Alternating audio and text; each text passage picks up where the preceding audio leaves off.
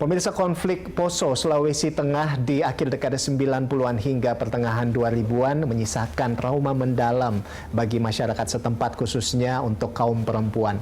Nah, hal inilah yang menginspirasi wanita yang satu ini untuk berusaha memulihkan serta kembali memberdayakan masyarakat setempat. Nah, apa saja yang dia lakukan, apa yang sudah dia buat di sana, kita saksikan di sini, di People and Inspiration bersama Lian Gogali.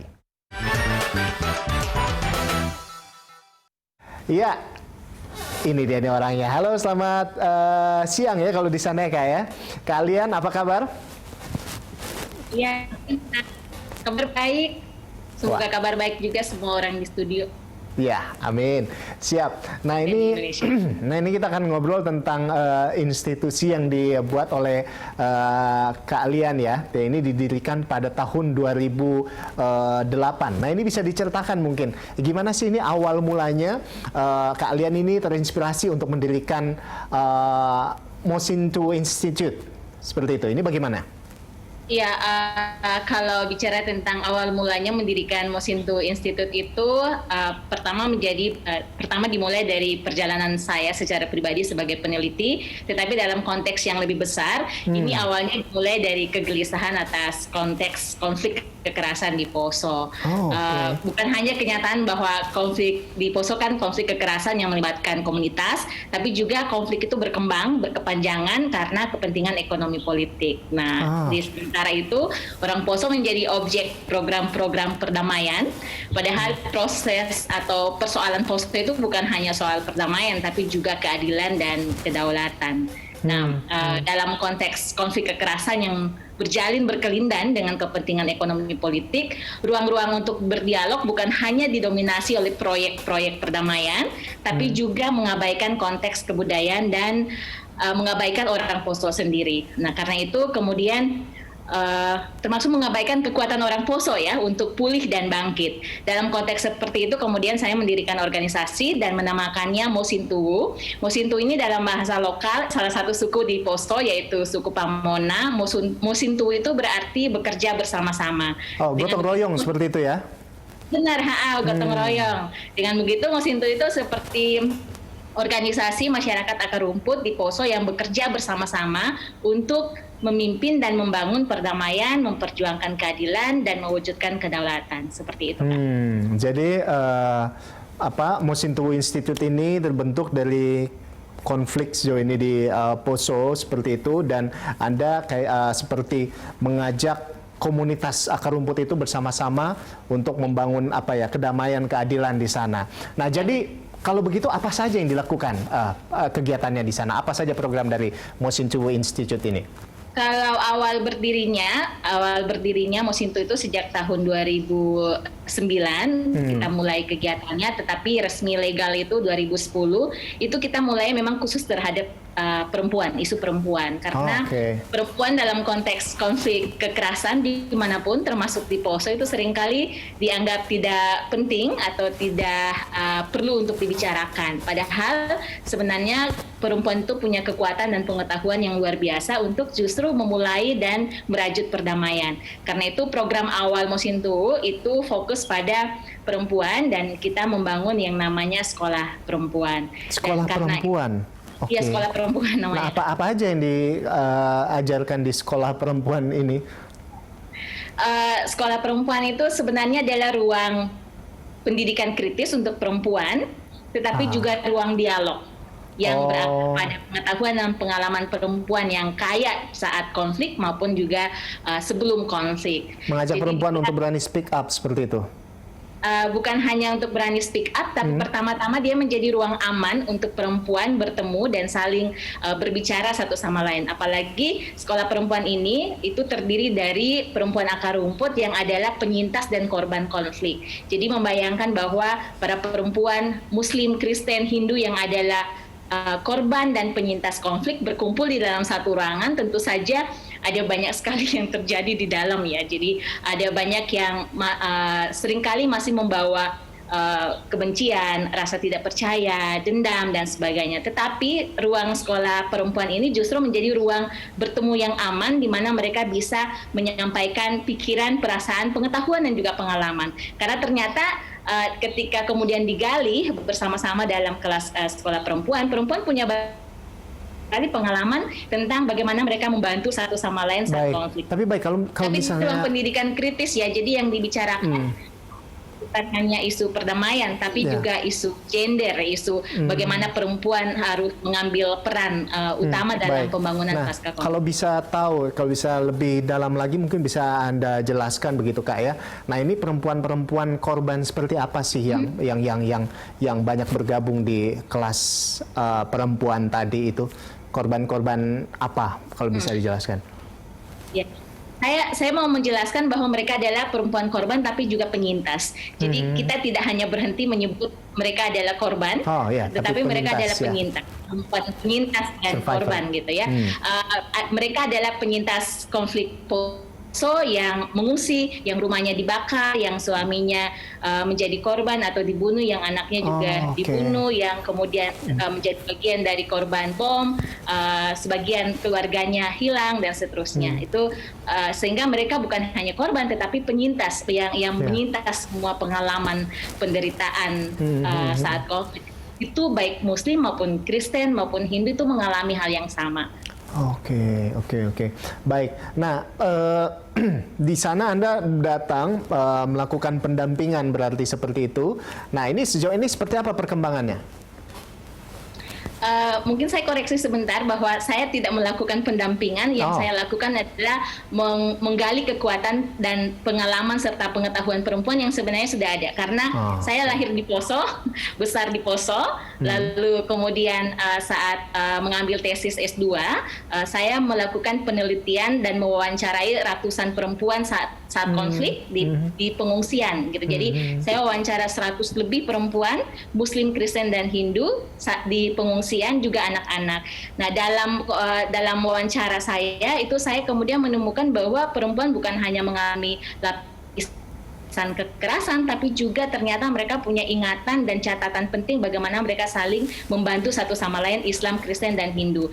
Nah, ini tidak pernah dibicarakan dalam media atau di media. Selalu orang membicarakan Poso itu konfliknya Islam Kristen saling bunuh kayak gitu. Tapi cerita perempuan ini penting untuk diangkat kembali. Maka yang kemudian saya lakukan itu adalah membangun ruang aman di mana perempuan yang punya pengalaman penderitaan tapi juga punya pengalaman yang kaya tentang perdamaian ini berkumpul satu sama lain untuk membangun pemahaman bersama pertama-tama.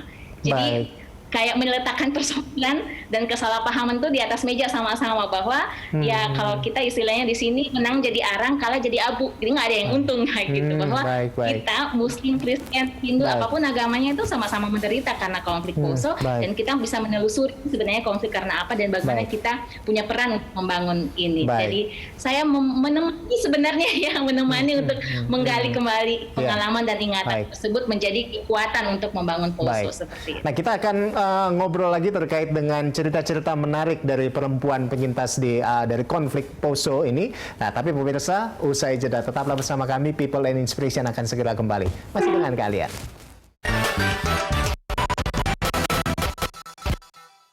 Ya, kembali lagi bersama kami di People and Inspiration dan masih bersama dengan Kak Lian Gogali di sini. Dan pemirsa, kita masih ngobrol lagi. Ini masih ada cerita-cerita menarik ya dari perempuan penyintas konflik Poso seperti itu. Nah, kalau dari Anda sendiri nih Kak Lian, Anda melihat bagaimana Anda merasa ini, kenapa Anda merasa ini perlu gitu ya untuk memberikan pendidikan khusus bagi perempuan, terutama bagi para penyintas konflik Poso ini. Nah, ini apa sebetulnya program apa yang membedakan dengan sekolah yang lain, Kak? Ini pertanyaan menarik karena sebenarnya Poso itu punya sejarah kepemimpinan perempuan sebelum kolonialisme dan agama masuk. Jadi dulu perempuan di Poso itu sebelum masa kolonialisme dan agama masuk itu adalah pemimpin spiritual, hakim, tabib, dan negosiator. Nah, pengetahuan dan pengalaman perempuan sayangnya ditenggelamkan, disenyapkan, bahkan seringkali dianggap tidak penting dan secara perlahan menjadi warga negara kelas 2. Nah, sekian lama dalam sejarah bukan cuma pengetahuan dan pengalaman perempuan tentang lingkungan sekitarnya yang ditenggelamkan dan disenyapkan, tapi juga kemudian perempuan paling tidak memiliki akses pada pengetahuan, pada perkembangan konteks sekarang. Soal teknologi misalnya, perempuan paling lambat gitu dapat aksesnya. Soal kebijakan dan hal-hal yang lain, akibatnya perempuan menjadi objek. Kondisi sosial dan ekonomi serta perkembangan yang sekarang, di mana sangat berkembang dunia yang sekarang, perempuan perlu pengetahuan yang cukup untuk konteks yang sekarang, untuk berpartisipasi dan peran, menggali kembali pengetahuan dan pengalaman mereka yang kaya dalam desa untuk menjadi bagian dari keputusan pembangunan, sehingga perempuan tidak lagi dilihat sebagai warga negara kelas 2 dan menjadi objek pembangunan itu sendiri. Jadi itu salah satu alasan yang sangat penting, bukan cuma karena sejarah, tetapi karena pengalaman dan pengetahuan perempuan penting menjadi bagian, tapi mereka juga perlu untuk diberikan pemahaman khusus dengan konteks yang sekarang. Terutama misalnya soal ketika kami tahun 2014 ketika Indonesia punya undang-undang desa ya. Di undang-undang desa seringkali kalau ada kebijakan, undang-undang, peraturan desa atau peraturan apapun yang dikeluarkan oleh pemerintah, perempuan itu paling lambat dapat informasi tentang itu, tiba-tiba peraturannya udah diterapkan dan perempuan menjadi objek dari peraturan atau kebijakan-kebijakan tersebut. Padahal perempuan perlu untuk kemudian berpartisipasi, paham juga tentang apa yang dikeluarkan, sehingga mereka juga dapat tafsir dari pengalaman dan pengetahuan mereka, seperti itu Kak. Makanya kalau di kurikulum sekolah perempuan kita itu punya jadi kita itu punya bukan hanya belajar, dari kurikulumnya ada 8 yang kita kembangkan. Yang pertama itu perempuan dan perdamaian, itu memang secara khusus fokus pada isu-isu bagaimana perempuan berperan dalam perdamaian. Kemudian perempuan budaya, kemudian ketiga itu isu gender, keempat itu perempuan dan politik, jadi kita bicara tentang ruang-ruang politik perempuan. Lalu kelima kurikulum hak layanan masyarakat. Ini penting untuk kemudian perempuan kemudian tahu tentang hak-hak layanan masyarakat yang harus dipenuhi tapi juga bisa diperjuangkan oleh perempuan. Lalu hak ekonomi, sosial, budaya, dan politik. Jadi perempuan belajar banyak tentang hak ekonomi, sosial, budaya, dan politik. Dan yang ketujuh kurikulumnya itu tentang kesehatan seksual dan hak reproduksi. Ini juga menjadi sangat menarik. Dan yang kedelapan itu bicara tentang keterampilan berbicara dan bernalar. Ini salah satu kurikulum yang paling menarik buat banyak ibu-ibu, karena seringkali ketika perempuan diminta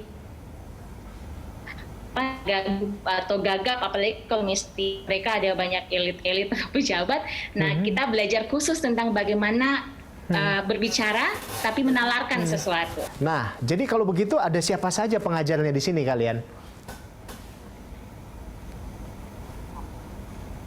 Pengajarnya itu sebagian besar adalah kita, saya dan teman-teman aktivis perempuan dan juga aktivis HAM yang ada di Poso. Seringkali kita juga mengundang dari luar ya, misalnya tim ahli undang-undang desa kita juga undang datang dari Jakarta kemarin atau dari Jogja kemarin. Tapi pada umumnya kita semua di sini sama-sama.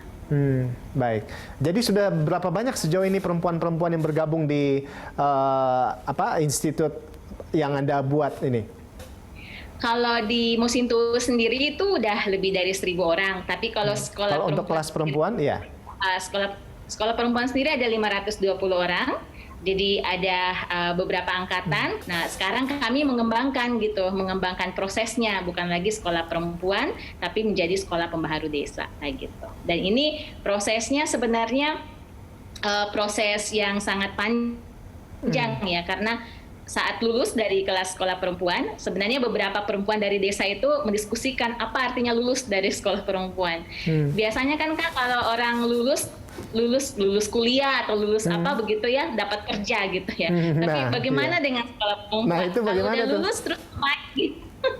Itu percakapan yang menarik sekali di antara kami. Jadi kami bikin festival sekolah perempuan, semua angkatan datang dan mendiskusikan tentang apa yang kita lakukan setelah kita punya informasi dan punya pengetahuan dan keterampilan di kelas sekolah perempuan. Nah, itu melahirkan komitmen. Jadi komitmen mereka setelah lulus dari kelas sekolah perempuan akan mengabdi di desa. Bentuk adalah tim pembaharu desa. Nah, tim ini mengimplementasikan pendidikan yang ada di kelas sekolah petang, rumah perlindungan perempuan dan anak. Jadi mereka tugasnya di desa itu kampanye anti kekerasan, tetapi juga advokasi kasus kekerasan. Lalu kemudian ada tim anak yang memberikan ruang khusus kepada anak-anak. Ada tim media. Jadi tim media ini karena transparansi informasi di desa kan juga sangat kurang, sehingga mereka kemudian juga bisa menjadi tim media mengadvokasi informasi-informasi. Lalu ada tim usaha desa yang kerjaannya adalah menciptakan usaha desa, menciptakan usaha di desa. Lalu ada tim hak layanan masyarakat seperti itu. Baik. Nah, ini setelah lebih dari 10 tahun Anda membangun kelas ini, institut juga tadi. Nah, itu sejauh ini bagaimana tanggapan masyarakat? Awal mulanya tanggapan masyarakat Poso di sana ini bagaimana melihat Anda membangun kelas ini? Awalnya seperti apa dan sekarang bagaimana keadaannya? Kalau awalnya tentu saja tantangannya sangat besar, terutama kalau yang paling ini yang sangat kelihatan tentu saja berkaitan dengan partisipasi perempuan di kelas sekolah perempuan. Ada beberapa suami yang kemudian mengancam cerai pada istrinya kalau ikut sekolah perempuan misalnya, karena kemudian ibu dianggap lebih vokal, dianggap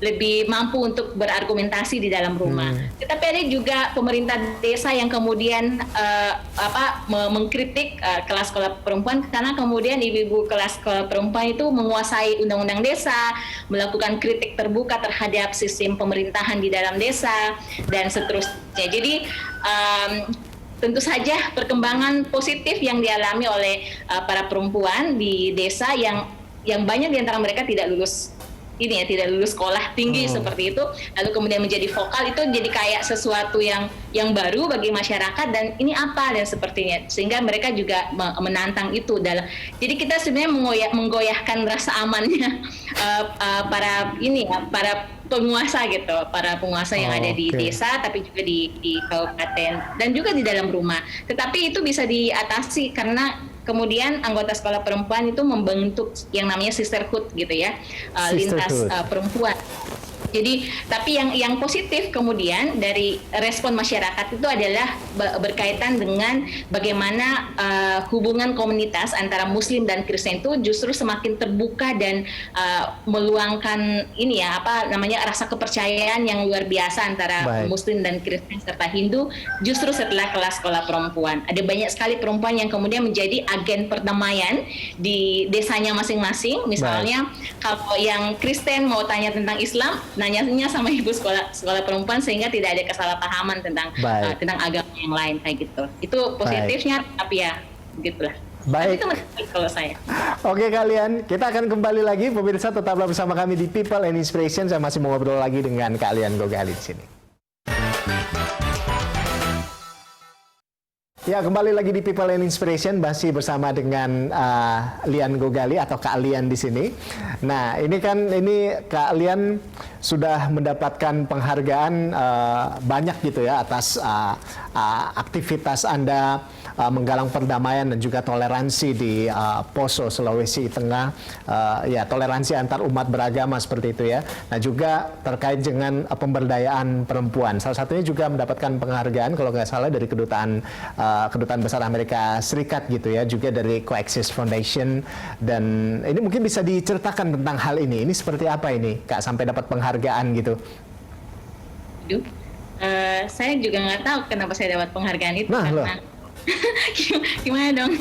Karena panitianya dari sana, mereka pasti punya beberapa syarat, dan yang saya lakukan itu tidak ada selain bahwa saya menceritakan apa yang saya lakukan. Dan sebenarnya saya ingin bilang bahwa semua penghargaan apapun gitu namanya dan judulnya dan dari manapun itu sebenarnya bukan untuk saya gitu, tetapi untuk semua kerja yang dilakukan bersama dengan perempuan dan anak. Jadi yang kita percaya sampai sekarang itu adalah penghargaan ini adalah simbol terhadap proses yang menghargai apa yang kita lakukan bersama-sama dengan perempuan dan anak. Nah, saya dengar juga sampai pernah diundang pemerintah Amerika Serikat waktu itu ke White House begitu. Nah, itu gimana ceritanya? Iya, itu program pemerintah Amerika Serikat ya untuk kepemimpinan perempuan dan leadership untuk Indonesia seperti itu. Saya bukan hanya sendiri waktu itu, bersama dengan teman-teman yang lain. Memang diundang untuk kemudian melihat bagaimana sistem demokrasi sana bekerja, lalu kemudian kita juga bisa memberikan catatan dan masukan dari bagaimana pengalaman masyarakat akar rumput. Nah, kalau saya itu lebih banyak diajak untuk diminta untuk bercerita tentang bagaimana perempuan masyarakat akar rumput dalam konteks konflik dan konteks pasca konflik itu membangun, sehingga bisa menjadi semacam mungkin inspirasi atau catatan baik buat mereka untuk bisa dilakukan di sana. Nah, selanjutnya ini kan tadi Anda bilang ketika awal mula mendirikan institut ini dan juga sekolah sekolah perempuan tadi kan banyak sekali tantangan ya dari pemerintah desa, bahkan dari suami-suami mereka juga menentang seperti itu, tapi akhirnya Anda juga berhasil mengatasinya ya seperti itu. Dan kalau mau dilihat untuk sekarang ini apa sih sebetulnya tantangan terbesar dalam pemberdayaan perempuan di Poso, Anda melihatnya? Yang pertama dan terutama itu adalah sisi patriarki, tentu saja ya, bukan hanya di Poso tapi di berbagai tempat. Bukan cuma dalam keluarga sistem patriarki ini berlangsung, tetapi juga dalam kebijakan. Di Poso sendiri itu sudah 2 periode perempuan memimpin di legislatif Poso menjadi ketua, tapi tidak satupun kebijakan yang berpihak pada perempuan pernah dikeluarkan atau pernah dibahas. Nah, perempuan di dalam politik di Poso itu sangat sering menjadi semacam etalase politik saja, yang cara cara pengambilan keputusannya itu masih dikuasai oleh cara berpikir yang sangat patriarki kayak gitu. Nah, akibatnya tidak pernah benar-benar ada suara perempuan yang menjadi subjek pembangunan. Yang kedua, tantangannya itu adalah pembangunan yang orientasinya fisik dan mengabaikan persoalan masyarakat akar rumput. Jadi kesejahteraan dan kemakmuran itu diukur dari standar modernisasi, bukan pada kepemilikan dan pengelolaan sumber daya alam. Akibatnya perempuan sangat tersingkir dari kebijakan. Misalnya kebijakan mendatangkan investasi gitu ya. Kebijakan mendatangkan investasi itu menyingkirkan ternyata peran perempuan atas tanah dengan air. Misalnya perempuan jadi petani, ketika ada investasi kelapa sawit misalnya masuk atau pembangunan listrik tenaga air, itu kemudian perempuan menjadi buruh. Jadi dia disingkirkan dari ini, diambil ya kepemilikannya atas tanah dan air. Lalu kemudian yang ketiga, persoalan yang lain adalah soal kelas sosial ya. Jadi kita sangat sering mendengar kata tokoh perempuan ya di desa dan seterusnya. Seringkali tokoh perempuan ini dianggap sebagai representasi perempuan-perempuan yang lain, sehingga perempuan-perempuan yang lain itu tidak dianggap punya suara. Padahal sebenarnya suara-suara yang paling penting didengarkan itu masyarakat akar rumput, bukan tokoh perempuan yang sebagian besar itu berada dalam lingkaran elit atau berada dalam lingkaran kepartaian. Baik, terima kasih banyak kalian sudah bergabung bersama kami di sini. Kita doakan sukses terus untuk Mosintowo Institute dan juga kelas sekolah perempuannya ya yang di Poso. Tetap semangat Kak untuk melakukan kebaikan di sana. Baik. Ya, pemirsa, demikian tadi obrolan seru saya bersama dengan Lian Gogali, dan kita sampai di sini People Inspiration kali ini. Jangan lupa pemirsa untuk tetap saksikan People and Inspiration minggu depan, dan jangan lupa untuk lakukan kebaikan dimanapun kita berada. Sampai jumpa.